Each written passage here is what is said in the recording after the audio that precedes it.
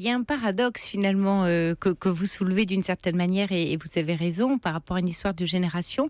C'est que d'un côté, on a beaucoup gagné au cours du temps sur la gestion émotionnelle, la conscience de soi, enfin toutes ces années de développement personnel, de psychologie, où les gens finalement se sont ouverts à de l'empathie, à beaucoup d'émotions et d'interactions humaines.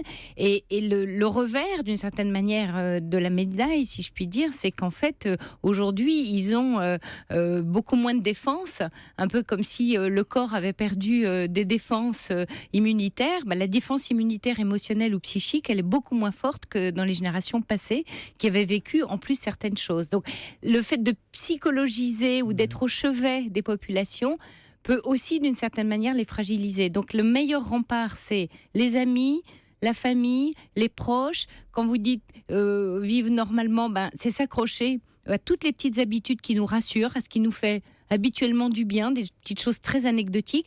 Et surtout, le vrai problème dans la société d'aujourd'hui, c'est les gens isolés, c'est les gens seuls. Madame, je dis toujours que je n'ai pu faire ce métier grâce à mon épouse. Comme le marin qui va à travers la mer, les océans. À son phare, oui, à son phare ou son rocher. Quand on parle du travail chez nous, de le 36 quai des Orfèvres, on ne dit pas le 36, on dit la maison. La maison. Oui. Mais il y a la vraie maison après.